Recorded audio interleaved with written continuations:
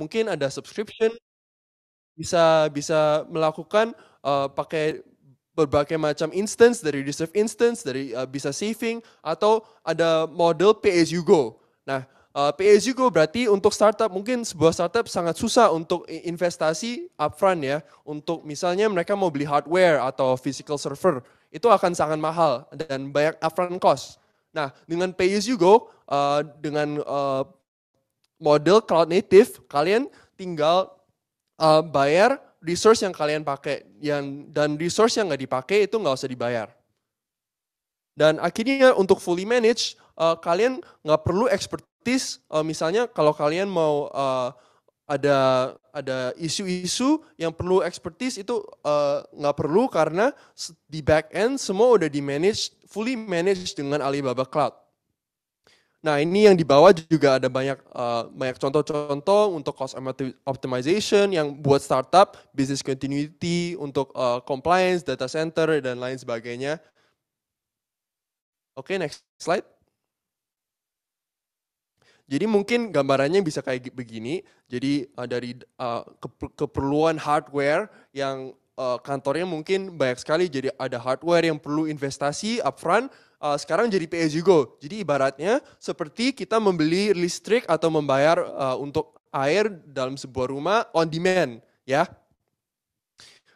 Jadi seperti membayar internet lah, on demand, pay as you go akan lebih murah pada akhirnya. Next slide. Ini juga mirip, dari on-site mungkin harus investasi banyak mesin upfront. Jadi akhirnya menggunakan teknologi networking, kita bisa membuat virtual access ke data center kita yang di Indonesia udah ada 3. Next slide. Nah, mungkin produk portfolio di Alibaba Cloud ada banyak sekali. Ini saya cuma ambil yang mungkin secara sederhana dan tidak terlalu banyak ya. Mungkin dari yang tadi, dari storage kita, jadi untuk Elastic Compute itu adalah server kita. Dari ECS untuk membeli computing power, auto scaling itu kalau adalah fitur scalability ya. Jadi kalau kita ECS-nya kurang, itu bisa di provision secara automated untuk workload yang diperlukan. Reserve instance adalah untuk cost savings juga, jadi itu model lain untuk secure computing resource. Ada container service untuk Kubernetes, untuk deploy image. Mungkin sekarang kita bisa main container untuk deploy secara yang lebih efektif lah. Dan untuk innovation compute kita juga ada banyak produk, storage ke network, VPC yang paling penting, ada server load balancer yang nanti saya akan lebih dalamin. Terus juga dari private cloud dan database kita juga ada banyak produk. Nah, di bawah-bawah adalah produk yang kita akan mungkin lebih mendalami dikit untuk mengerti hari ini. Nah, cuma mau mengingatkan kalau ada pertanyaan silakan untuk nyata dulu, terus nanti kita bisa di bagian Q&A-nya kita bisa menjawab. Dan dari sisi security kita juga ada banyak produk, dan sebenarnya kalau ada startup yang mungkin mau membuat startupnya lebih data driven, kita juga ada platform big data sama AI. Next slide. Nah, untuk ECS adalah physical server kita. Jadi mungkin kita bisa memikir suatu tempat tinggal, mungkin ada banyak keperluan ya, dari minuman, dari untuk pembersihan dan lain sebagainya. Jadi kalau kita dari rumah ke rental ke hotel, itu di setiap level itu akan ada manage-nya ya. Coba ke slide berikutnya. Level manajemennya akan beda. Jadi untuk ECS dari data, mungkin kalau on-premise itu yang adalah senario yang paling ekstrim ke kiri. Berarti untuk on-premise kita akan memerlukan untuk manage data, aplikasi, runtime, middleware, OS, virtualization, itu semua kita harus urus sendiri. Nah, untuk infrastructure service kita udah nggak usah ada banyak sisi-sisi atau aspek yang bisa manage dari vendor seperti virtualization, servers, storage dan networking. Dan untuk kita juga banyak microservice yang udah di level software as a service. Jadi kalian udah nggak usah pikirin data, aplikasi, runtime dan lain sebagainya. Soalnya semua udah fully managed dengan vendor. Next slide. Jadi namanya ECS ini adalah produk yang banyak sekali yang digunakan, adalah ibaratnya adalah physical server kita. Dan dalam suatu ECS instant, ini adalah server yang gampang untuk di-deploy. Mungkin yang familiar dengan Amazon Web Service juga itu EC2. Jadi ini di Alibaba Cloud kita yang provision ini. Untuk scalable-nya juga bisa pair dengan banyak microservice lain seperti SLB dan auto scaling. Dan dalam server ini kita memberi software OS, mungkin ada banyak image dari Linux ke mungkin kalian udah ada banyak OS ke Windows dan lain sebagainya. Dan firewall juga diberikan lengkap dengan security group dan access control list ya. Dari sisi hardware, masih belum. Dari sisi hardware kita juga networking-nya adalah salah satu strong point di Alibaba Cloud. Jadi teknologi networking-nya adalah strong point kami dan juga diberikan namanya cloud disk storage yang udah berada dalam server. Jadi kalian bisa langsung lihat di konsol dan untuk compute kalian bisa ada banyak pilihan untuk tergantung workload teman-teman mau kayak gimana dan tergantung use case. Oke, slide berikutnya. Jadi ini yang tadi saya sebutkan tadi. Jadi untuk ECS kita ada banyak zone dan untuk memberi reliability yang redundant untuk storage kita bisa kombinasi dengan namanya OSS, itu adalah object storage yang di Alibaba Cloud, dan untuk cloud disk ini adalah storage yang berada dalam ada banyak tipe storage lah untuk servernya. Next slide. Nah, ini contoh-contoh untuk ECS instance yang berbagai macam, tergantung mungkin kalau teman-teman perlu workload yang lebih GPU heavy, kita juga ada instance yang khusus untuk yang lebih kuat di sisi GPU, mungkin ada CPU intensive task atau workflow, kalian juga bisa provision dengan instance yang lebih ke CPU, dan untuk general purpose biasanya itu bisa menguasai kebanyakan dari kebutuhan untuk startup atau klien lain. Jadi ini sangat fleksibel dan akhirnya bisa menurunkan O&M cost dan cost yang akan berada. Oke, next slide. Nah, saya sekarang ke server load balancer ya. Jadi untuk server load balancer mungkin coba next, akan ada animasi. Nah, mungkin untuk sebuah startup kita bisa coba next lagi. Ya, mungkin untuk sebuah startup mungkin untuk traffic dari user atau lain sebagainya untuk servernya bisa terlihat seperti ini. Jadi bisa naik sama turun. Coba next. Next lagi. Ya. Nah, untuk load yang begini, untuk mungkin kalian kalau beli on-premise terlihatnya seperti tanggal begini ya. Jadi kalian pada mulanya ada terlalu banyak power ya. Terus wah kekurangan nih. Jadi tambah lagi. Jadi seperti naik lagi. Nah, ada kurang lagi, bisa tambah lagi dan lain sebagainya. Tapi kalau dengan server load balancer bisa scaling tergantung demand atau traffic yang berada. Nah, jadi mungkin kalau seperti beli physical server bisa ada banyak waktu yang terlalu banyak power, yang terlalu banyak compute power yang di provision, tapi juga akan ada waktu yang not enough power. Nah, itu akan sangat bahaya, especially untuk company yang lebih mission critical ya, seperti di gaming itu kan kalau servernya udah down, itu udah masuk berita kan. Terus apalagi di finance juga mungkin aplikasi bankingnya udah nggak bisa dibuka atau nggak bisa ngeload, itu akan muncul banyak masalah ya. Makanya dengan server load balancer kita bisa pas banget tuh, bisa langsung ikutin demand yang ada dan kita bisa bayar secara pay as you go. Next slide.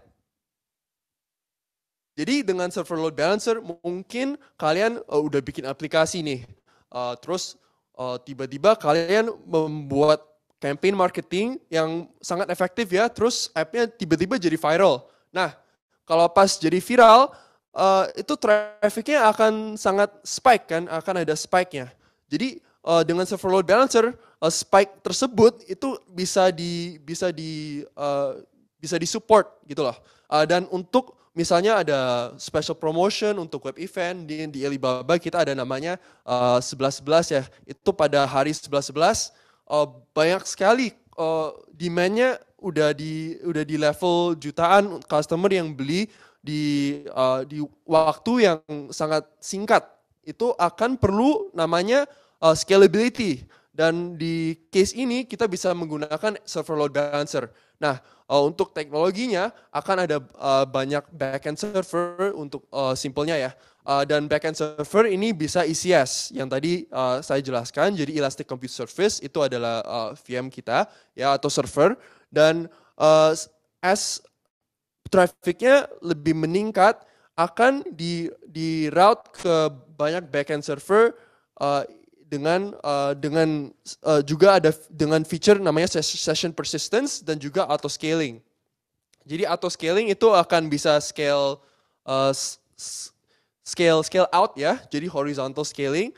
Terus tapi ini dengan server load balancer itu adalah algorithm atau mungkin software untuk routing traffic ke backend server yang mungkin underutilized ya, mungkin utilization-nya lebih rendah, tapi akan bisa di routing supaya service-nya high availability dan bisa scaling secara yang efektif.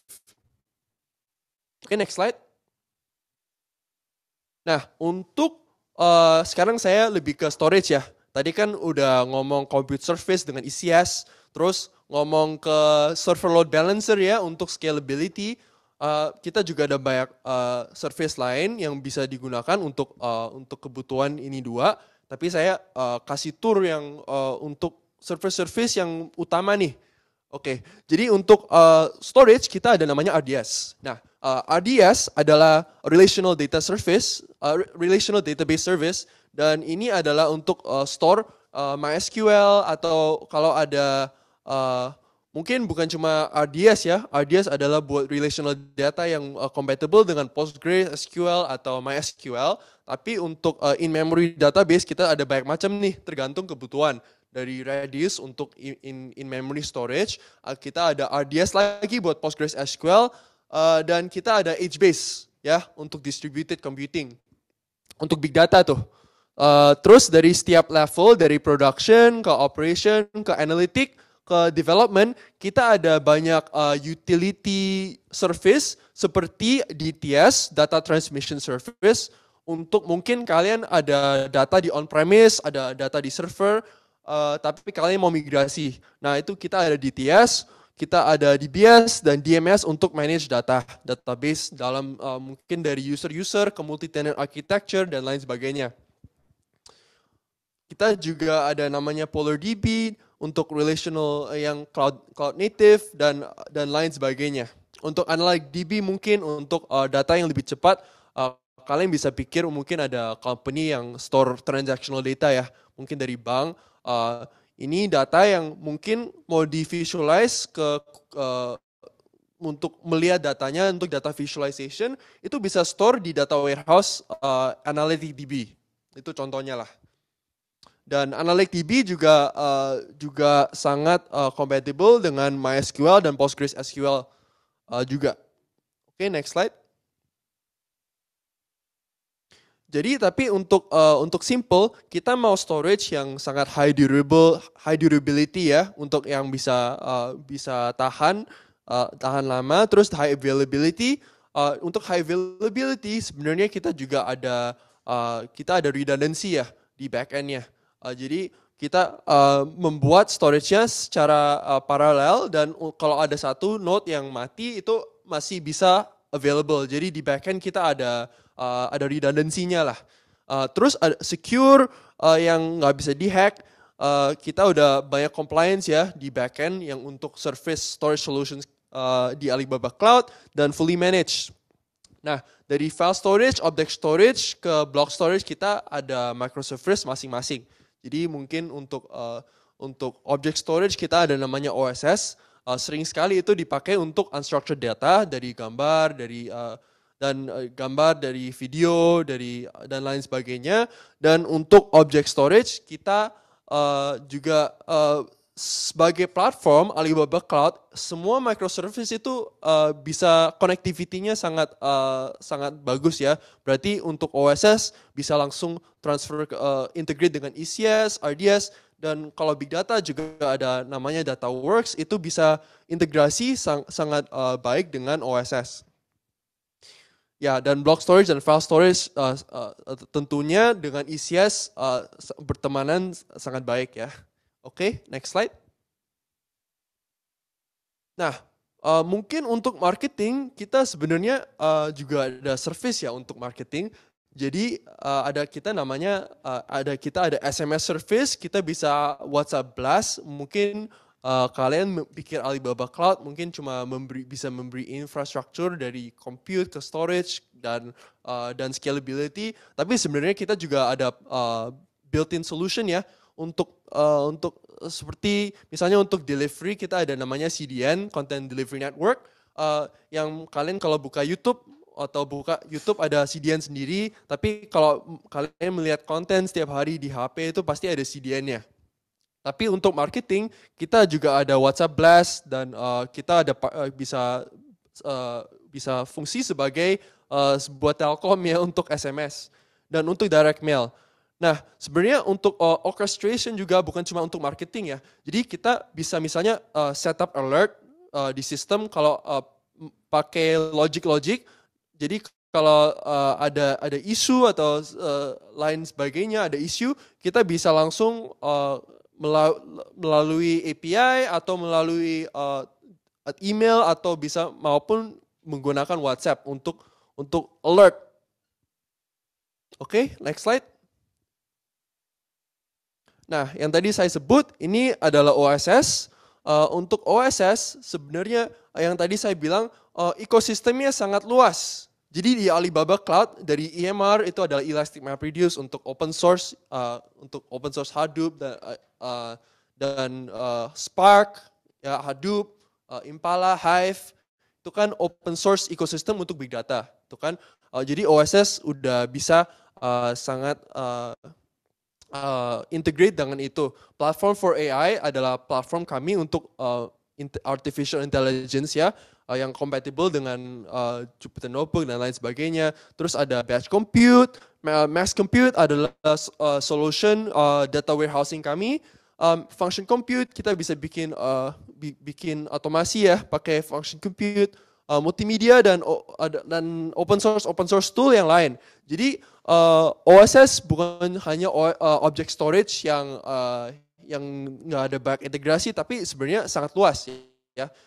Dan ini digunakan di banyak industri dari renewable ke AI ke IoT. Untuk sensor data bisa store di OSS ya. Apalagi dengan scalability dan cost effectiveness OSS yang bisa store, proses dan analisis dengan udah di level exabyte, bukan gigabyte dan terabyte, udah di level exabyte ya. Oke, next slide.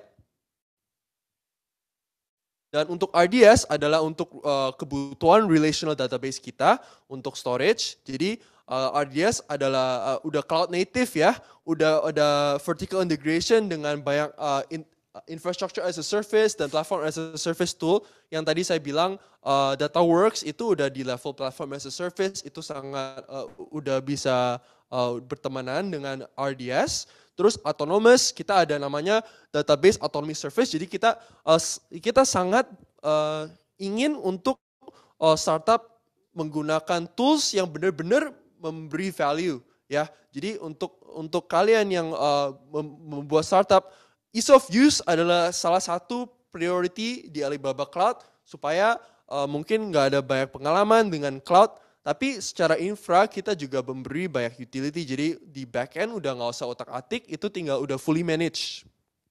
Nah, self-driving dan untuk high availability, kita udah SLA-nya sangat tinggi, udah guarantee 99,99 untuk SLA. Availability zone di Indonesia tentunya juga udah banyak. Dan untuk cross region mungkin mau membuka RDS instance di Singapura, terus buka juga di Indonesia itu bisa. Kita bisa ada infrastructure yang cross region, tinggal ada solusi networkingnya tuh. Dan ini udah di level enterprise udah menggunakan RDS. Jadi dan untuk database engine-nya kita juga compatibility-nya dengan MySQL, Postgres, MariaDB dan SQL Server. Itu semua udah ada udah compatible. Dan mungkin untuk Kubernetes kita juga memberi resource pooling untuk CPU dan memorinya untuk yang mempower RDS-nya. Oke, next slide. Nah, oke, sekarang saya mau membawa semua dari, kan tadi saya udah bilang ECS, udah SLB untuk scalability, storage. Nah, sekarang saya mau memberi suatu use case scenario ya, mungkin biar kalian bayangannya lebih jelas. Ya, mungkin dari 216 US dollar ya, ini bukan rupiah, itu terlalu murah. Per month, kalian udah bisa membuat infrastructure yang bisa dua-duanya scale out dan scale up. Jadi mungkin kalian mulai dengan SLB doang, ya. Dan tentunya kita perlu mungkin pakai ECS, tapi juga bisa menggunakan container kalau kalian familiar dan mau deploy-nya secara lebih seamless ya. Mungkin kalian bisa mulai dari situ, dan dari situ kalian bisa scale out, artinya bisa tambah instance ya, tambah container instance-nya. Atau kalian juga bisa scale up, jadi tambah instance ke Kubernetes-nya. Oke. Terus kalian juga bisa untuk storage-nya bisa pakai RDS, untuk PostgreSQL. Mungkin kalian udah mempunyai database yang, atau kalian pengalamannya di PostgreSQL. Ya, kalau pengalamannya di situ, kita juga kita di Alibaba Cloud ingin augmentasi ya. Kalian yang udah berada, kita nggak coba disrupt untuk mengganti proses. Ya, jadi apa aja yang kalian udah ada pada startup, mungkin udah ada infrastrukturnya, kita ingin menambah, bukan untuk memotong atau mendisrupsi. Terus dengan ini bisa menggunakan DMS untuk mungkin kalian kalau udah ada existing database, mungkin udah on premise, udah store data, proses untuk migrasi udah sangat gampang ya.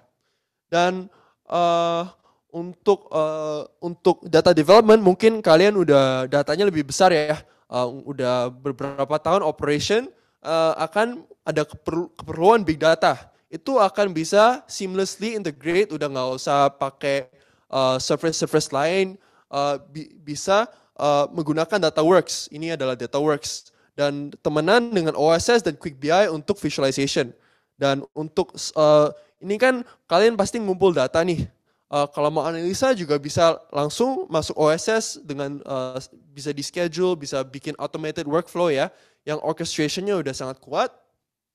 Dan pokoknya secure, bisa develop new architecture, preload test on functionality and scalability, dan integration dan migration. Ini yang tadi saya bilang ada banyak service untuk migrate dan untuk membuat infra yang sangat kuat. Jadi startup bisa lebih fokus ke sisi bisnis, bukan di sisi teknologi. Kalau terlalu banyak ke sisi teknologi, nanti competitive advantage atau moat kalian akan lebih menurun karena banyak resource lebih ke debugging bukan untuk mencari customer. Ya, oke, next slide. Ini adalah gambaran doang. Nah, untuk built-in solution kita juga Alibaba Cloud sebenarnya tadi saya memberi tour yang simple-simple. Tapi kita sebenarnya juga ada di level solution. Yang tadi saya ngomong kan semua infrastructure ya, bukan di level solution. Jadi untuk development produk kita, kita ada Damo Academy. Damo Academy sebenarnya di Singapura ada banyak sekali developer yang membuat solution AI dari NLP, dari menarik deh, itu mereka adalah yang mendevelop banyak solution yang kayak computer vision untuk deteksi objek gitu-gitulah. Dan kita dari infrastructure as a service, platform as a service, software as a service seperti CDN tadi yang saya bilang untuk delivery content dari node-node yang dekat dari mana aja, pokoknya bisa loading kontennya cepat ke business as a service ya, mungkin untuk sistem SAP, untuk sistem VMware dan lain sebagainya, kita bisa ada solution di Alibaba Cloud, tinggal kontak ke tim kami ya. Kita sangat terbuka untuk apa solution yang dibutuhkan kita bisa provide. Dan dalam sisi Alibaba Cloud di sini kita juga dari AliExpress, kan Alibaba Group itu ada banyak kan, dari AliExpress ke Tmall, ke Cainiao untuk logistik, mungkin kalian udah lihat logonya di depan kantor kita, logistik, dan mungkin dari ke Ant Finance ya, ke Alipay, ke Dana, itu kan banyak sekali di ekosistem Alibaba Group, itu underlying-nya di bawah itu sebenarnya Alibaba Cloud. Jadi dari storage-nya, ke compute service-nya, ke scalability-nya, itu yang tadi saya memberi tour, itu mereka juga menggunakan, jadi kita banyak pengalaman. Dan udah ribuan customer kalau di Indonesia. Oke, next slide. Speaking of Dana, untuk Dana kita memberi solution big data kami, Max Compute dan DataWorks ya. Ini kita juga memberi untuk mereka Kubernetes ya, cloud container yang bisa auto scale pas mereka melakukan sales campaign mereka ya.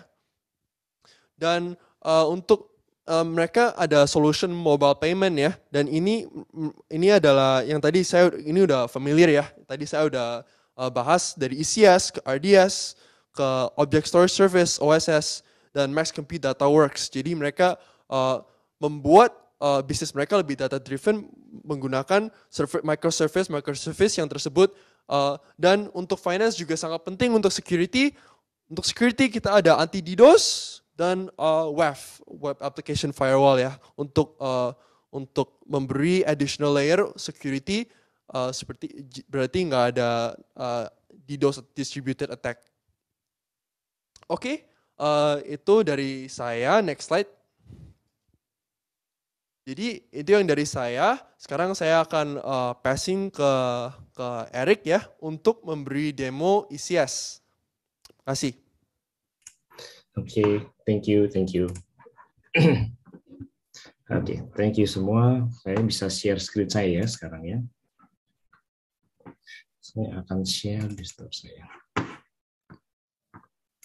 Oke, boleh saya cek apakah teman-teman sudah bisa lihat screen sharing saya?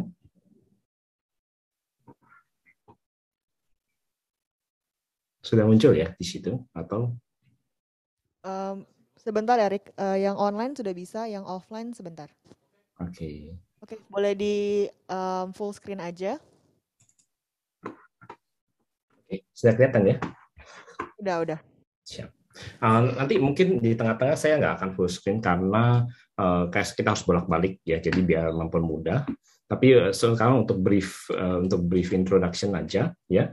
Saya akan demokan secara cepat bagaimana membangun HA infrastruktur di Alibaba Cloud.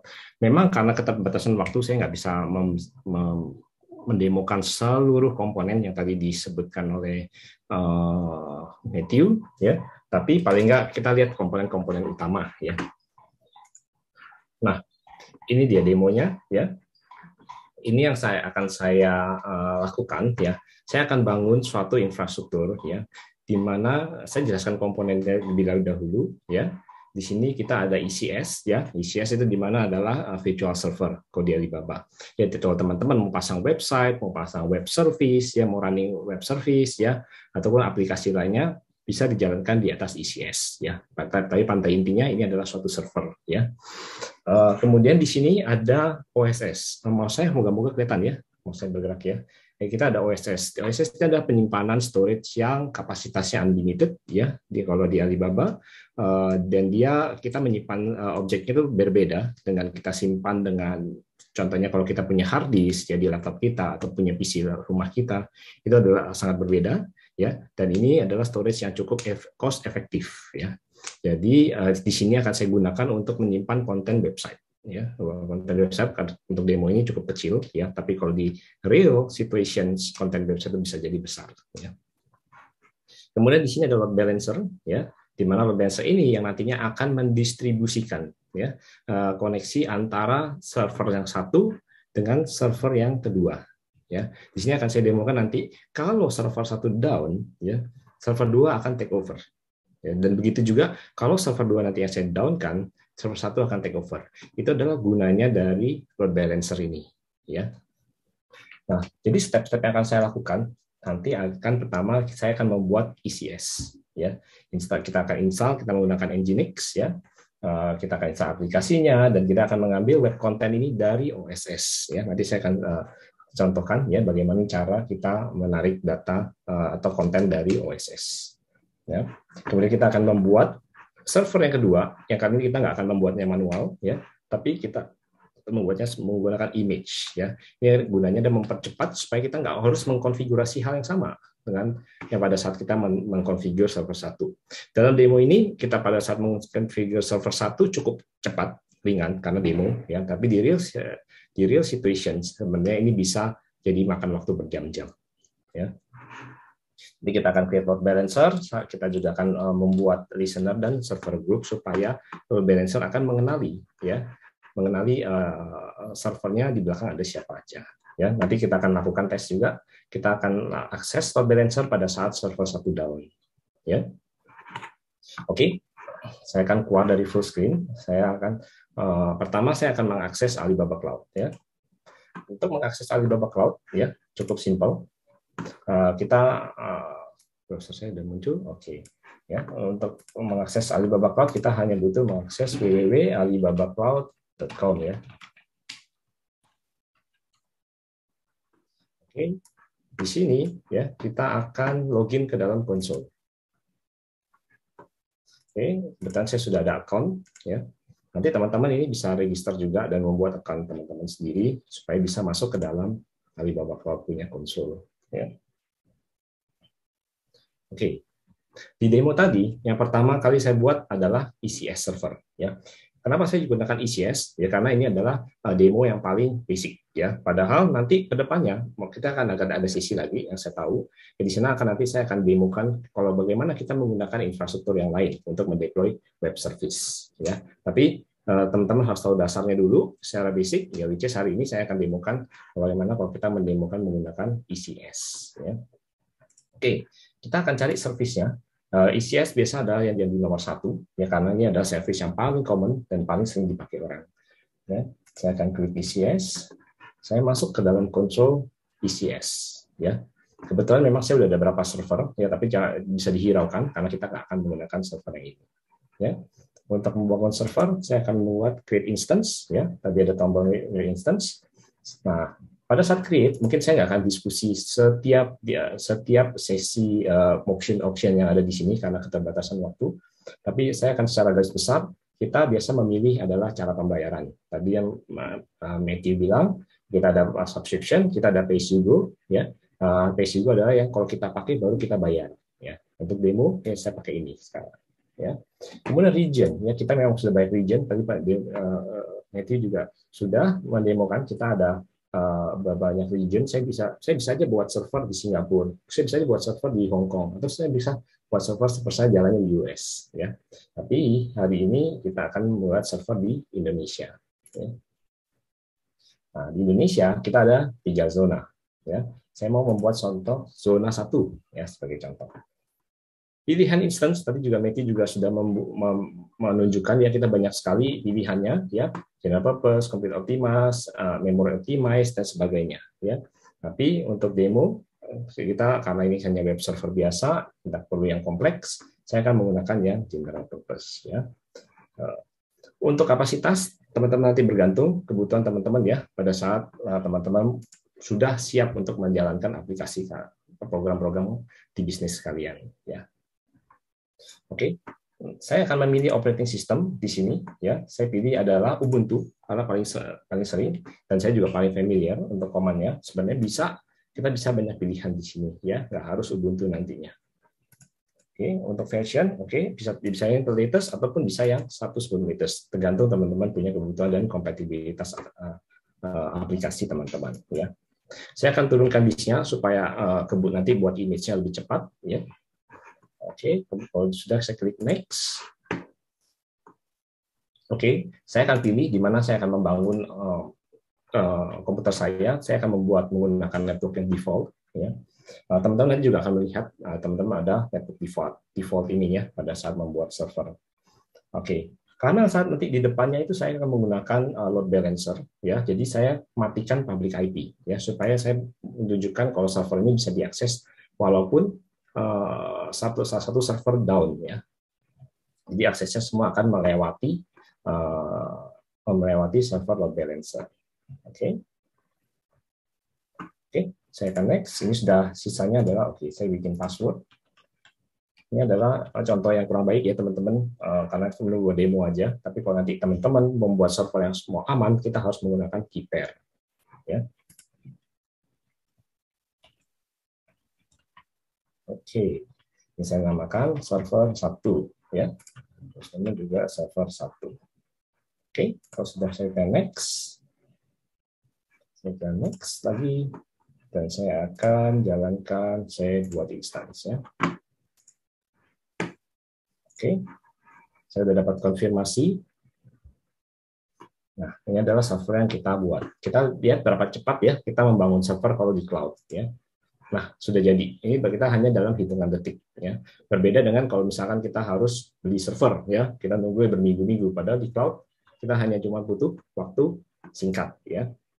Kita lihat, saya akan masuk ke dalam servernya sekarang. Ya. Kita ada beberapa opsi untuk masuk ke server.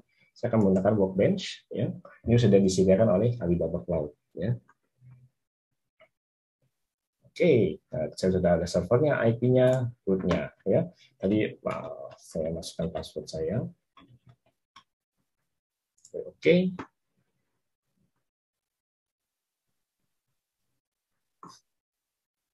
Nah, ini dia. Saya sudah ada di dalam server Alibaba Cloud. Ya, ini juga sama seperti teman-teman kalau punya Ubuntu ya di on-premise, hasilnya juga sama. Bisa LS, kita bisa lihat lokasi kita di mana. Ya. Nah, sekarang kita lihat step selanjutnya saya lakukan adalah menginstal Nginx ya. Di sini kita lihat update dulu ya. Kita pastikan repository software kita terupdate ya. Lagi sembari nunggu, saya akan tunjukkan slide saya tadi. Ya, kita akan melakukan di sini. Saya akan melakukan install Nginx ya, dan juga nanti saya akan mengambil konten dari OSS ya. Saya harus kembali lagi dulu. Oke, sudah selesai. Nah, sekarang untuk install Nginx ya. Kita install Nginx. Right. Oke, saya mau install. Sekarang kita tinggal tunggu, dia akan menginstal. Step selanjutnya adalah saya mau menarik web content saya ya dari OSS ya. Ini adalah salah satu contoh dari URL konten saya yang sudah saya posting sebelum demo ini sudah saya posting dulu. Itu saya taruh di OSS ya. Oke. Saya akan copy paste. Saya cari folder utamanya dulu, adalah sekarang kita tahu ya bahwa www ini adalah folder utama dari Nginx ya. Oke, kita remove karena kita nggak butuh file yang di sini ya. Next start ya. Kita remove kosong. Nah, sekarang kita lakukan tarik file dari OSS. Nah, sekarang kalau kita ini sudah 100% sukses, kita ls, kita ada index.html ya. Di sini kita tes server kita sudah jalan atau belum. Kita lakukan curl. Ya, curl adalah suatu command untuk melihat apakah service itu merespons ya. Saya post, there you go. Saya ada tulisan, nanti website saya berupa welcome to my website dan server 1. Nanti akan kelihatan pada saat kita sudah ada server load balancer. Ya. Oke, sekarang yang saya akan lakukan adalah saya akan shutdown server ini karena saya mau mempercepat. Ya, biasanya kita nggak perlu shutdown, tapi saya mau membangun suatu image ya menggunakan server ini, dan supaya lebih cepat ya. Di sini kan kita kedua adalah membangun image dari ECS server 1. Supaya mempercepat pembuatan image ini, saya akan shutdown servernya ya. Sebenarnya di real situation kita nggak perlu shutdown ya. Oke. Sekarang saya balik ke konsol, saya lihat ini adalah server saya ya, server 1 akan saya shutdown ya. Saya akan stop. Ya. Kita lihat sudah dia akan stop. Saya refresh terus ya, dia oke, server sudah stop ya. Nah, selanjutnya saya akan membuat image di sini ya. Sorry. Server ini saya buat adalah instance this dan image ya. Saya create custom image. Oke, baseline Nginx ya. Baseline.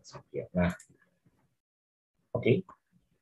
Saat ini kalau kita lihat, saya ke bagian image, dia akan melakukan creating image ya. Nah, ini akan memakan waktu ya. Sambil menunggu ya, saya akan lompat ya ke step 3 ya, supaya kita nggak nunggu terlalu lama ya. Saya sekarang akan membuat load balancer ya. Caranya adalah kita simple ya, kita masuk cari ke konsol load balancer, kita ketik load balancer, atau di kiri pun juga ada ya. Kita bisa pilih load balancer. Di sini kita menggunakan classic ya, walaupun ada perbedaannya di dua ini, tapi secara teknis nanti ini kita bisa diskusikan di lain waktu ya. Nah, kita create classic load balancer. Di sini saya akan saya akan harus memilih region-nya ya, kemudian saya mau lokasinya di mana. Saya prefer di zona A, dan kita backup-nya ada di zona B ya.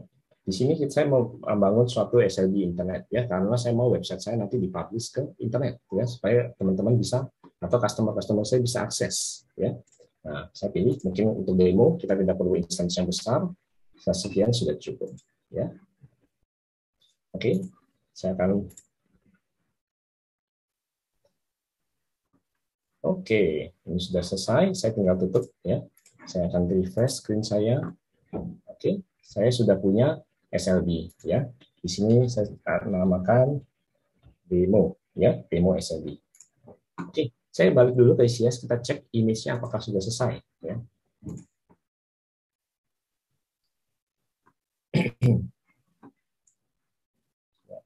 Oh, masih 68% ya. Kita tunggu sebentar ya, teman-teman.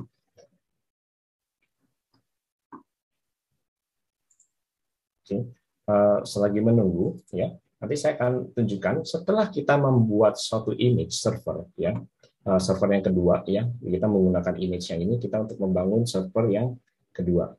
Setelah kita bangun, nanti saya akan mengkonfigur listener di load balancer-nya ya. Jadi supaya di sini dia bisa mendengarkan suatu port ya, suatu port yang nantinya akan mendengarkan request dari customer, which is kalau kita bicara Nginx ya, kita akan listening di port 80 atau 80 atau 8 atau 443 ya kalau kita mau secure ya. Kita cek lagi, saya mau cek ya apakah kita sudah sejauh mana, masih 75% ya.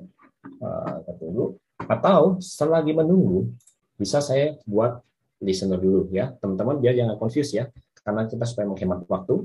Ya. Jadi saya akan mengkonfigur listener di SLB. Ya. Di sini saya mau bilang server saya mau mendengarkan port HTTPS protokolnya karena ini suatu website ya. Bisa jadi API server pun juga bisa HTTPS, web service pun bisa HTTPS tergantung dari kebutuhan teman-teman. Ya. Kalau di sini server 80 ya, saya sebarkan Nginx listener ya. Oke. Oh, maaf, ternyata saya nggak bisa create ini karena server kedua belum jalan ya. Jadi tunggu ya teman-teman, kita bikin kita cek apakah image sedikit lagi 85% ya. Ini begitu 100% nanti kita bisa langsung gunakan untuk membangun suatu image. Mohon maaf ya kalau waktunya sedikit mundur ya. Cuman saya hanya butuh sekitar hanya 5 menit lagi atau 10 menit ya. Saya lihat ada chat ya, mungkin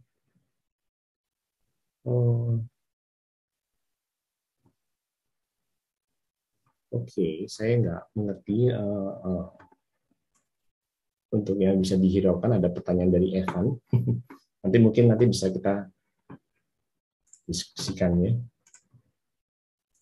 Oke, saya tunggu sebentar lagi. Ayo cepat. Ya. Oke, 99%, tinggal dikit lagi. Teman-teman, kalau ada pertanyaan, feel free ya, teman-teman bisa post di chat ya. Oke, kita sudah lihat ya, ini kita sudah bikin suatu image yang tadi saya create dari server 1. Ya. Jadi sekarang saya bisa create instance yang sama ya. Nah, nanti saya buat server kedua dari image yang saya buat dari server 1 ya. Oke. Kita lihat ya, saya bisa random server saya mau di mana, nanti bisa diatur di belakang di next step ya. Saya lihat custom image saya menggunakan baseline Nginx ya. Ini adalah image dari server 1 ya. Sama saya akan turunkan 20 ya. Sebenarnya nggak terlalu ini bedanya, tapi saya mau ganti PSU dulu ya supaya pastikan servernya bisa dirilis nanti. Oke, sama seperti tadi ya, saya pakai default ya. Saya bisa bilang saat ini saya mau servernya di zona B. Oke, ini zona A, berarti zona B yang satu lagi. Ya, jadi server ini dibangun di dua zona, di dua fisik data center yang berbeda. Ya, satu ada di daerah di luar kota Jakarta, satu lagi di Jakarta. Ya. Saya matikan juga IP address-nya, saya tutup. Ya. Oke, kita pakai inherit ya dari password karena tadi kita sudah set password ya. Server 2. Oke, saya next lagi. Oke, create yes. Oke, sekarang saya akan balik ke konsol ya. Saya lihat, nah ini dia server yang kedua ya. Kita lihat sudah running. Sekarang kita bisa connect ya.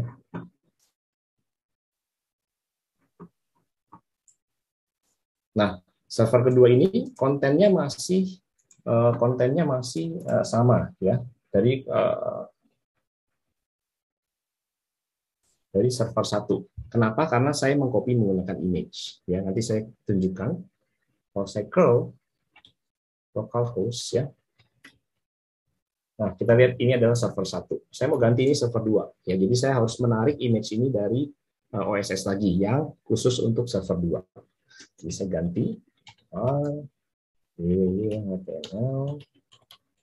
OS ya. Saya buang dulu ya.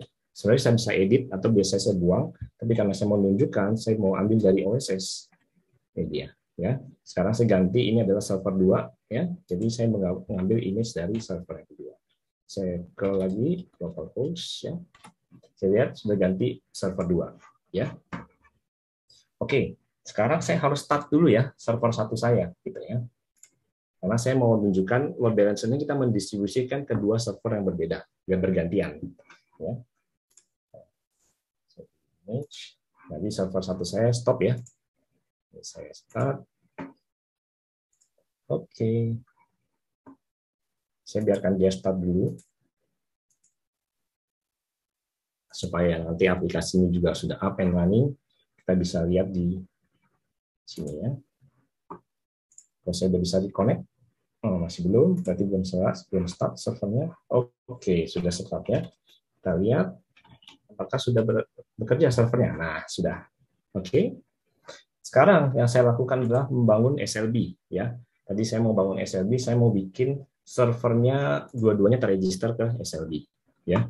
Jadi tadi saya sudah bikin listener, sekarang saya harus sebutkan server mana ini yang akan bekerja di belakang SLB tersebut ya. Oke, ini ada dua server yang saya barusan buat, makanya saya pilih dua server seperti ini ya. Oke, saya weight-nya saya biarkan 100 supaya dia 50-50 ya, balance. Tidak ada yang lebih besar, tidak ada yang lebih kecil. Ya. Portnya, seperti saya bilang, untuk yang Unix kebetulan adalah port 80. Ya. Oke, health check biarkan saya biarkan nyalakan. Kalau sudah, saya submit. Ya. Ya, sudah bikin server dulu, layer 7 sama listener sudah start. Oke, sekarang saya cari. SLB saya IP-nya berapa? IP-nya adalah 8.215.71.163 dan ini adalah public IP ya. Jadi ini bisa saya copy ya. Saya copy, kemudian saya buka satu browser dan saya akses menggunakan IP ini. Di real situation kita akan menggunakan URL ya, www.apa.com ya, www.com ya. Tapi karena demo saya menggunakan IP address saja ya biar cepat. Saya enter. Oke, kita lihat. Kita sudah masuk ke website saya. Ya, saat ini yang mengakses saya adalah server kedua. Ya, nah begitu saya refresh, ya kita meminta suatu request yang baru. Ya, kalau saya refresh, nah saya refresh, dia larinya ke server 1. Ya, begitu pula kalau saya refresh, saya tiap kali refresh dia akan berubah. Ya, di sini adalah sebenarnya ada dua server di belakang yang menservis service yang sama. Ya. Nah, ini gunanya apa? Jadi kalau nanti misalkan ada yang down, ya, di sini saya akan simulasikan, ya. Saya bring down server yang 1, ya. Dan saya stop. Ya. Saya stop. Kita lihat status dia lagi stopping.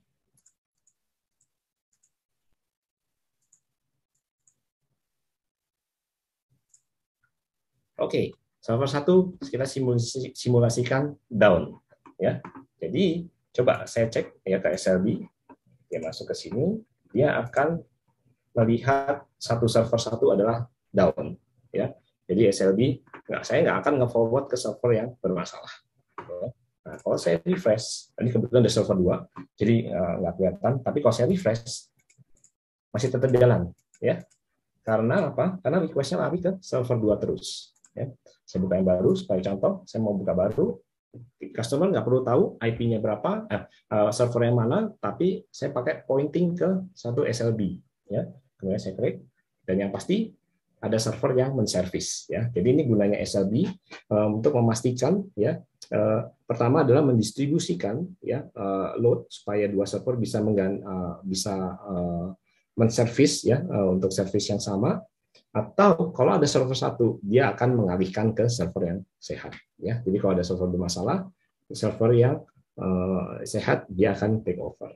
Ya, inilah contoh di mana kita bisa membangun suatu high availability infrastruktur, ya, yang di mana di sini kita pastikan ya nggak ada service yang stop. Ya, jadi kalau kita punya bisnis yang kritikal, ya, service nggak boleh downtime, kita downtime 5 menit, kita kehilangan duit, sudah, ya, karena kehilangan bisnis. Di sini di mana server load balancer punya andil yang cukup signifikan. Ya. Kira-kira sekian demo saya untuk. Oke, mungkin sudah sampai di akhir acara. Saya ucapkan terima kasih yang sudah hadir secara online dan offline. Dan juga tim Goers yang sudah membantu. Dan juga nggak lupa dengan trainers kita hari ini, Matthew dan juga Eric. Saya Darlene dan terima kasih semuanya. Saya pamit, sampai jumpa di acara berikutnya. Terima kasih.